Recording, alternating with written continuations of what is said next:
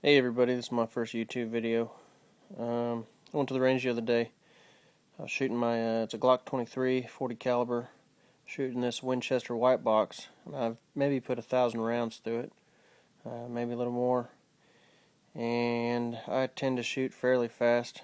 I don't know, double taps or control pairs, I don't know what you want to call them.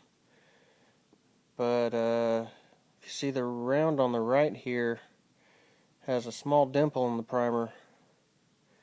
Failed to fire.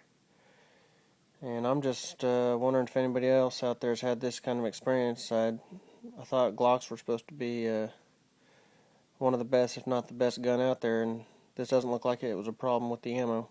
And I think this was the last round that was in the magazine. I don't know if that makes a difference, but if anybody has any input or